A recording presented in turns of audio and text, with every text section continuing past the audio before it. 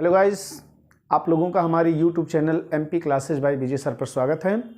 आज हम लोग कक्षा 12 के फिजिक्स से संधारित्रों का संयोजन हम आपको पढ़ाएंगे।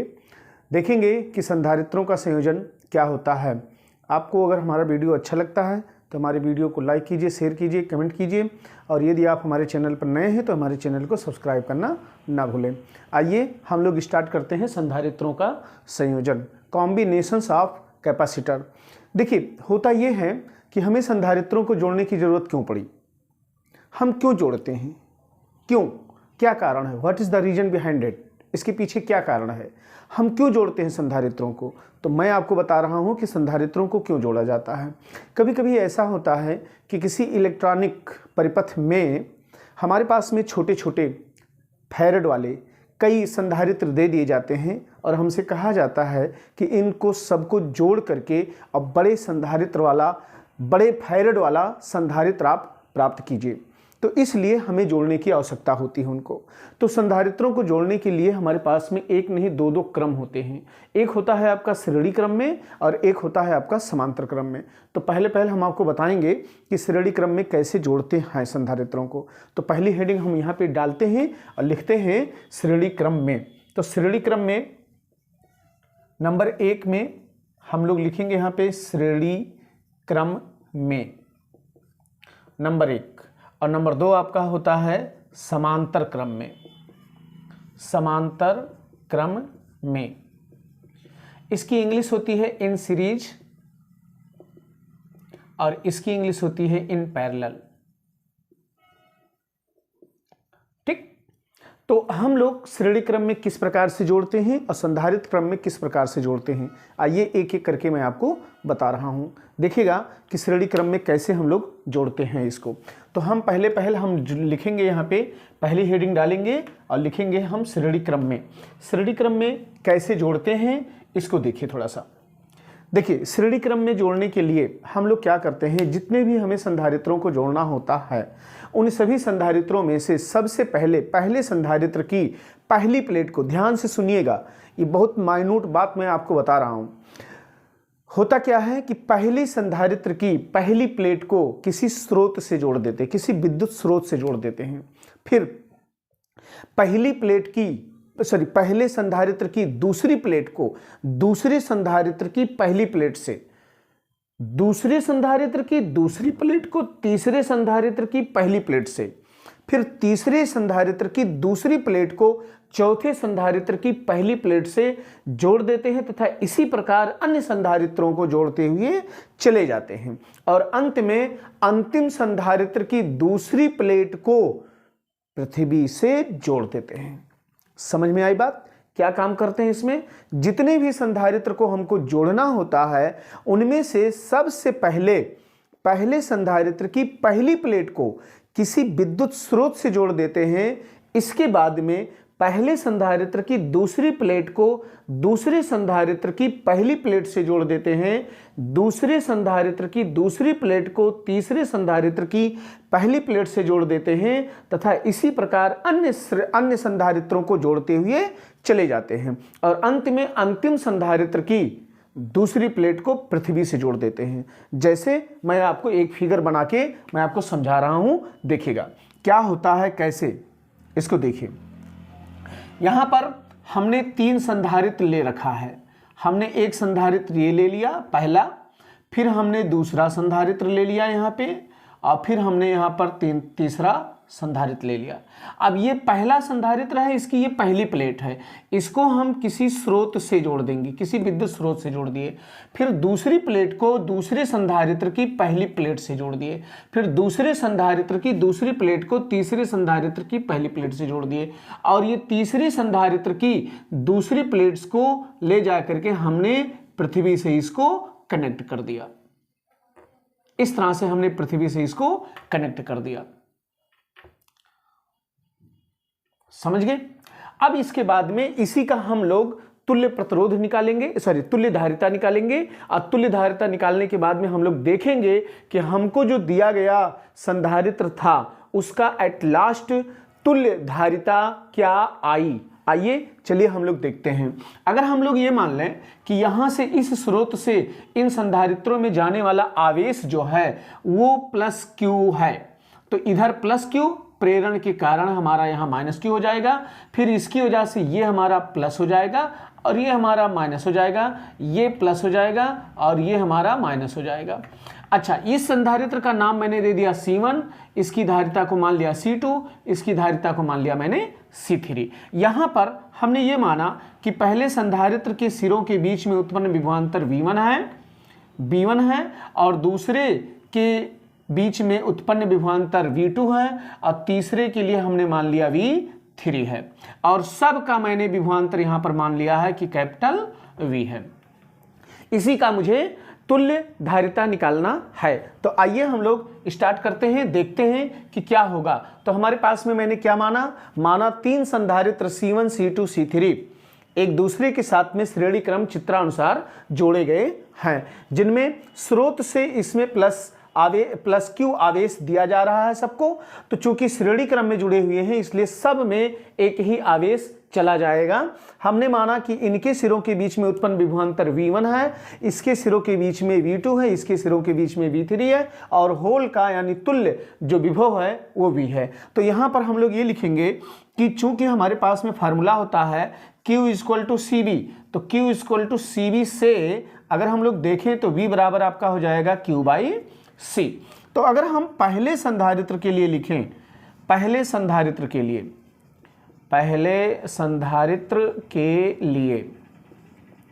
तो इसलिए पहले संधारित्र के लिए कितना हो जाएगा, V की जगह पर V1, Q की जगह पर Q और C की जगह पर C1।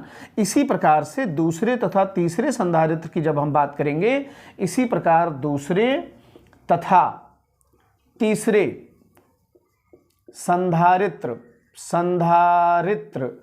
के लिए, दूसरे तथा तीसरे संधारित्र के लिए क्या हो जाएगा, हमारा V2 बराबर हो जाएगा Q/C2 और तथा हमारा हो जाएगा V3 बराबर हो जाएगा Q/C3। जैसे Q/C1 ऐसे Q/C2 ऐसे Q/C3। बट आप लोग जानते हो कि जब हम लोग विभव को जब जोड़ेंगे तो V1 + V2 + V2 + V3 ये टोटल V के बराबर में हमारा होगा।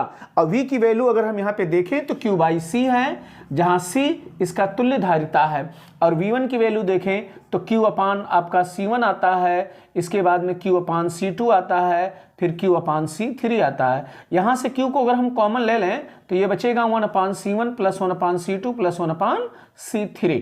ये हो गया आपका Q/C। हम Q को दोनों साइड से काट सकते हैं, तो यहाँ पर बचेगा 1/C = 1/C1 + 1/C2 + 1/C3। यही हमारा तुल्य धारिता का मान हो जाता है। अब हम लोग यहाँ पर ये देखेंगे कि जो हमको धारिता दी गई थी C1, C2, C3 उससे उसको जोड़ करके हमने एट लास्ट तुल्य धारिता क्या प्राप्त किया, ज्यादा प्राप्त किया कि कम प्राप्त किया। तो आइए हम एग्जाम्पल से इसको आपको हम समझाते हैं, देखिएगा। मान के चलो, सपोज कर लो कि C1 की वैल्यू आपके पास 2 माइक्रोफैरड थी, C2 की वैल्यू 3 माइक्रोफैरड थी और C3 की वैल्यू आपके पास में थी 4 माइक्रोफैरड। ये हमने तीनों को मान लिया, मैंने मान लिया, ये एक्चुअल में है नहीं, मैंने मान लिया। अब अगर हम इसका तुल्य धारिता अगर निकालें तो तुल्य धारिता यहाँ पे हम निकाल देते हैं तो हो जाएगा 1/2 + 1/3 + 1/4। 2, 3, 4 का एलसीएम जो बनेगा वो 12 बनेगा। हम जब 2 से इसको भाग करेंगे, 2 छक्के 12, 3 चौके 12, 4 तियां 12, 6 4 10 13 हो जाएगा, बटे 12 हो जाएगा। और ये C, तो C की वैल्यू यहाँ से कितनी आ जाएगी, 12/13, व्हिच इज लेस देन 1, जो कि 12/13 आपका 1 से कम है। 1 से कम होने का मतलब क्या हो गया, 1 से कम होने का मतलब ये हो गया कि इसकी जो तुल्य धारिता आई वो 1 से कम है और आपको दिया गया था 2 माइक्रोफैरड, 3 माइक्रोफैरड, 4 माइक्रोफैरड। अर्थात दिए गए माइक्रोफैरड में से जो सबसे कम माइक्रोफैरड आपका है, जो सबसे कम माइक्रोफैरड है उससे भी कम आपकी तुल्य धारिता निकल के सामने आई। इट मीन्स ये हो गया कि यदि हमको बड़े बड़े बड़े बड़े माइक्रोफैरड वाले धारिता अगर हमको क्या नाम है संधारित्र अगर दे दिए जाएं और उनको जोड़ करके कम धारिता अगर हमको प्राप्त करना है तो उनको हम श्रेणी क्रम में जोड़ देंगे। ये होता है फायदा आपका संधारित्रों को श्रेणी क्रम में जोड़ने से। ये फायदा क्या फायदा हुआ, अगर हमारे पास में 2 माइक्रोफैरड 3 4 यानी बड़े बड़े माइक्रोफैरड वाले संधारित्र आपको दे दिए जाएं और आपसे कहा जाए कि इसको जोड़ करके कम माइक्रोफैरड वाले संधारित्र को प्राप्त कीजिए, तो इनको किस क्रम में जोड़ेंगे हम लोग, श्रेणी क्रम में जोड़ेंगे, जो कि आपके सामने यहां पर है। तो ये था आपका श्रेणी क्रम में संधारित्रों का संयोजन। अब हम लोग पढ़ेंगे संधारित्रों का संयोजन किस क्रम में, समांतर क्रम में। समांतर क्रम में कैसे होता है अभी हम उसको भी बताते हैं। इसका आप लोग स्क्रीनशॉट ले लीजिए।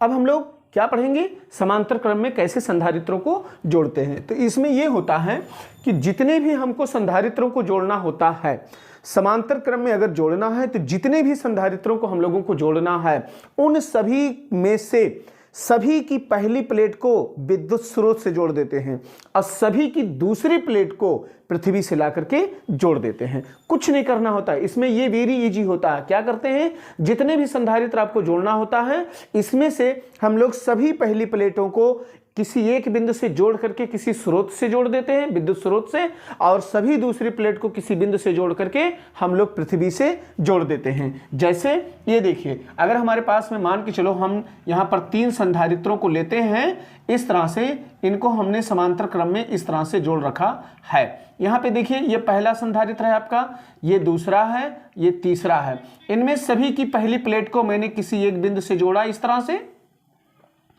और सभी दूसरी प्लेट को मैंने यहां पर किसी एक दूसरे बिंदु से जोड़ा। इसको जोड़ने के बाद में इसको हमने किससे जोड़ दिया, पृथ्वी से कनेक्ट कर दिया। इसको हमने पृथ्वी से कनेक्ट कर दिया। ये देखिए बनाने का तरीका, ये आसान तरीका है, ऐसे करके ऐसे मिटा लिया करो, पृथ्वी अच्छे से बन जाती है। और इसको जोड़ने के लिए हमने किसी स्रोत से जोड़ दिया। अब यहां से जब हम लोग इसको आवेश देते हैं तो इसमें आवेश आपका Q1 जाता है, इसमें आपका Q2 जाता है और इसमें आपका Q3 जाता है। तो यहां पर आपका Q1 प्लस Q1 हो जाएगा, यहां पर माइनस Q1 हो जाएगा, यहां पर प्लस Q2 हो जाएगा और यहां पर माइनस Q2 और यहां पर प्लस Q3, यहां पर आपका माइनस Q3 हो जाएगा। यही आवेश इसमें से निकल करके ऐसे से आ करके फिर से ये Q1 निकलेगा, ये Q2 निकलेगा, ये Q3 निकलेगा और फिर पृथ्वी में ये आवेश चला जाएगा। चूंकि सारे संधारित्र हमारे समांतर क्रम में जुड़े हुए हैं और 2 बिंदुओं के बीच में जुड़े हुए हैं, इसलिए सभी का विभव जो होगा वो सेम होगा। हमने सेम विभव मान लिया है, V मान लिया है। आइए इसका हम लोग डेरिवेशन करते हैं। तो इसका derivation Q equal to CV से, Q इक्वल टू CV से पहले संधारित्र के लिए हम लोग काम करेंगे। पहले संधारित्र के लिए Q1 बराबर आपका हो जाएगा C1V।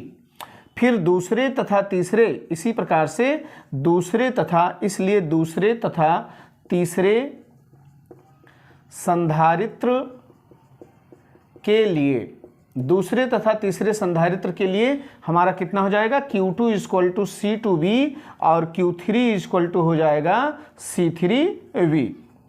अब यहां पर अगर हम लोग ये मान लें कि सब का तुल्य जो आवेश था वो Q था, तो इसलिए Q बराबर आपका होता है Q1 plus Q2 plus Q3 हो जाएगा। अब Q की वैल्यू आपके पास में पहले से है CV और Q1 की वैल्यू है C1V plus C2V plus C3V। अगर हम V को कॉमन ले लें तो यहाँ पर मिलेगा C1 plus C2 plus C3।